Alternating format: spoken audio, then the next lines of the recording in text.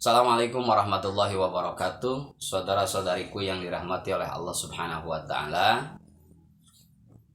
Terdorong sebuah syair yang kita temukan dalam Ta'limul Muta'alim. Syekh Zarnuzi mengatakan kutipan syair beliau, wa kun mustafidan kulla yaumin ziyadatan minal ilmi wasbah fi buhuril fawaidi, bahwa setiap hari kita itu dianjurkan untuk memiliki tambahan faidah, tambahan ilmu dan hikmah. Maka hari ini kita pun melanjut rutinitas kita mengenal sekilas tentang pengantar tafsir atau pengantar surah-surat dalam Al-Quran, yang dengan harapan mudah-mudahan menumbuh kembangkan kecintaan kita kepada kalam suci. Setelah kemarin kita membahas sekilas tentang kandungan pengantar surat Al-Imran, maka hari ini sesi kelima pertemuan kita akan coba mengungkap tentang susunan surat yang keempat dalam Al-Quran, yaitu surah An-Nisa. Kita tahu bahwa An-Nisa maknanya adalah kaum wanita atau kaum perempuan. Dengan demikian bahwa Allah Subhanahu wa taala amat sangat memuliakan, melindungi, menghormati kaum wanita. Berbanggalah dan berbahagialah saudara-saudariku bahwa ternyata dalam Islam istilah diskriminasi, apalagi yang terkait dengan surgawi, Allah Subhanahu wa taala tidak membeda-bedakan kepada hamba-hambanya. Surga bukan hanya berhak dimasuki oleh kaum laki-laki saja, tapi perempuan pun berhak untuk mendapatkannya. Nanti akan kita temukan dari ayat yang ke-124 di surah An-Nisa ini. Allah berfirman, wa may ya'mal minas sholihat min zakarin aw unsa wa huwa mu'min faulaika yadkhulunal jannata wa la yuzlamuna naqira. Barang siapa melakukan amalan soleh, baik itu laki-laki maupun kaum wanita, dengan dasar keimanan, maka mereka berhak memasuki surganya Allah Subhanahu wa taala dan tidak dizalimi sedikit pun. Luar biasa. Surah An-Nisa ini termasuk daripada kelompok surat Madaniyah, yakni surat yang diturunkan ketika Rasul setelah hijrah dari Mekah ke kota Madinah. Syekh Nawawi dalam Al-Munir beliau mengatakan jumlah ayat dalam An-Nisa sebanyak mi'ah wasittun wasab'una ayatan, 176 ayat. Wa kalimatuha, adapun kalimahnya salasah alaf wa khom wa arba'un, ada 3045 kalimah, dan hurufnya sittata asyara alfi wa thalathuna harfan, 16.030 huruf. Sebagaimana umumnya surah-surah Madaniyah, dalam surah An-Nisa pun Allah Subhanahu wa taala banyak menjelaskan tentang penetapan hukum-hukum atau aturan-aturan syariah dalam rangka untuk membina kehidupan umat manusia menggapai kebahagiaan dan kemaslahatan hakiki dunia maupun akhirat. Kenapa dinamai surah An-Nisa? Syekh Muhammad Ali As-Sobuni dalam Sofwatut Tafasir beliau mengatakan, wajah tasmiyah kenapa dinamai surah An-Nisa likathrati ma warada fiha minal ahkam allati tata'allaku bihinna bidarajatin lam tujad fi ghairiha minas suwar. Banyak sekali Allah Subhanahu wa taala menyampaikan hukum-hukum yang berkaitan dengan kaum wanita yang tidak bisa kita temukan di surat-surat yang lain. Sampai-sampai ada sebagian mufasir yang mengatakan bahwa surah An-Nisa sebetulnya surat yang berbicara tentang kaum wanita dalam Al-Quran itu ada dua. Ada An-Nisa'ul Kubra dan ada An-Nisa'us Sughra. An-Nisa'ul Kubra yang dimaksud adalah surat An-Nisa urutan yang keempat ini. Sementara nanti An-Nisa'us Sughra kita akan temukan dalam surat berikutnya, yakni surat At-Tolak, atau maknanya adalah perceraian. Saudara-saudariku yang dirahmati oleh Allah Subhanahu wa taala, selain daripada kandungan surah An-Nisa merupakan pernyataan Allah Subhanahu wa taala untuk memposisikan sama derajat kaum wanita dan kaum laki-laki dalam beberapa bidang, maka dalam surah ini pun banyak sekali hak-hak yang berhak diperoleh oleh mereka kaum wanita dari kaum laki-laki. Contoh soal adalah wa'atun nisa shadaqat, perintah Allah Subhanahu wa taala bagi laki-laki yang hendak menikahi seorang perempuan, maka perempuan tersebut mendapatkan sejumlah mahar berdasarkan kesepakatan.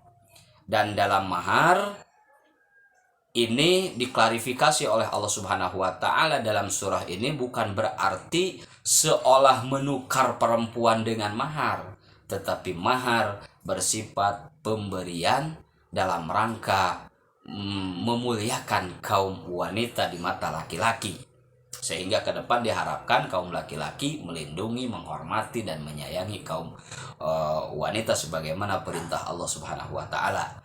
Demikian pula dalam An-Nisa juga Allah menyampaikan tentang hukum-hukum waris yang juga perempuan memiliki hak sama di mata Allah Subhanahu wa taala. Lalu kemudian kriteria dan ciri-ciri wanita yang solehah, lalu bagaimana seorang suami membina rumah tangga, memperlakukan istrinya, dan yang lain sebagainya.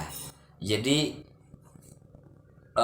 inilah sebuah bukti bahwa kaum wanita patut berbangga, berbahagia karena telah dimuliakan oleh Allah Subhanahu wa taala.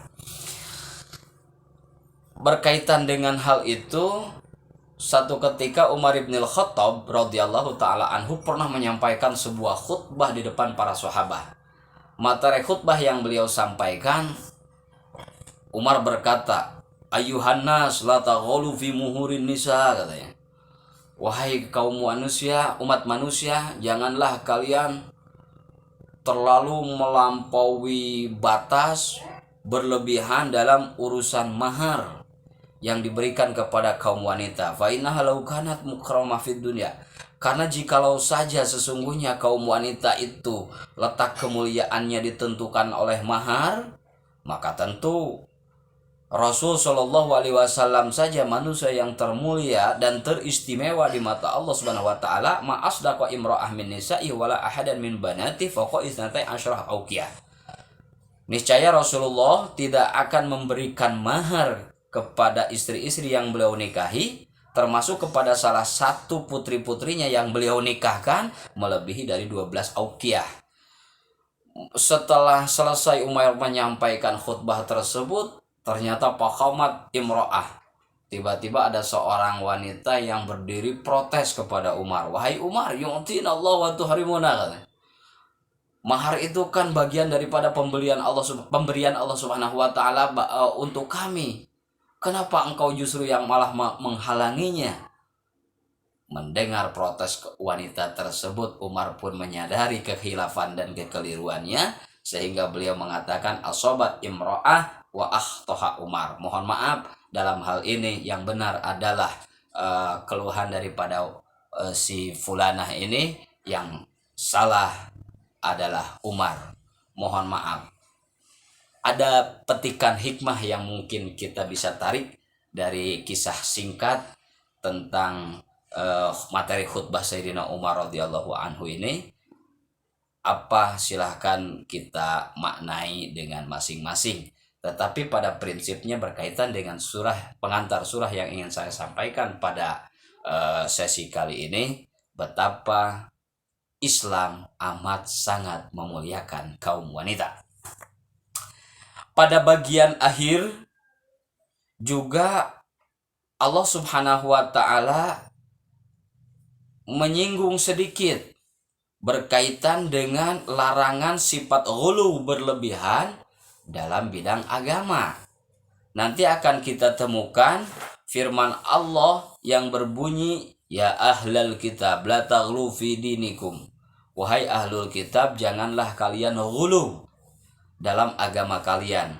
Ghulu menurut lughah adalah mujawazatul had, melampaui batas. Artinya bahwa dalam agama, apalagi dalam bidang akidah dan keyakinan, ternyata sifat gulu dan berlebihan itu memang sesuatu yang tercela, sehingga Allah Subhanahu wa taala melarang kita. Munasabah daripada surah ini dengan surat sebelumnya, keselarasan. Kalau dalam surat Ali Imran sebelum An-Nisa ini kita menyimak sekilas tentang bagaimana Maryam, bunda suci yang dipilih oleh Allah Subhanahu wa taala, wanita suci yang dipilih oleh Allah Subhanahu wa taala dan disucikan serta dijaga oleh Allah Subhanahu wa taala.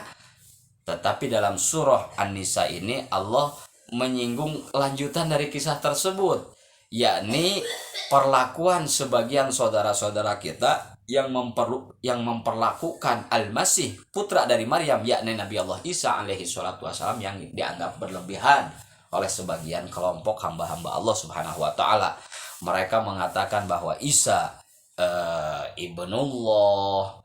Ada lagi yang terlalu teledor sampai-sampai menuding tidak pantas kepada Maryam, wanita yang suci yang padahal jelas-jelas dilindungi oleh Allah Subhanahu wa taala, dijaga oleh Allah Subhanahu wa taala. Mereka berani mengatakan bahwa Maryam melakukan perbuatan zina. Kemudian kelompok lain mengatakan terlalu berlebihan menganggap Isa sebagai anak Tuhan. Nah, ini ternyata oleh Allah Subhanahu wa taala diluruskan pemahaman-pemahaman tersebut, sehingga menjadi pedoman kita bersama dalam memposisikan hamba Allah Subhanahu wa taala. Berikutnya, saudara-saudariku yang dirahmati oleh Allah Subhanahu wa taala, kembali kaitan dengan sifat al-ghulu tadi. Ghulu, berlebihan, bahwa itu sesuatu yang memang dilarang. Karena dilarang, maka otomatis akan berdampak kepada kehidupan kita. Oleh karena berdampak terhadap kehidupan, waspadailah, jagalah, hindarilah sifat ghulu. Ini saja yang dapat Al-Fakir sampaikan sebagai kelanjutan, dan mudah-mudahan berikutnya Allah kembali memberikan taufik dan hidayahnya untuk kita bisa istiqamah mengisi masa-masa kita dengan hal yang berguna dan bermanfaat. Lebih kurang mohon maaf.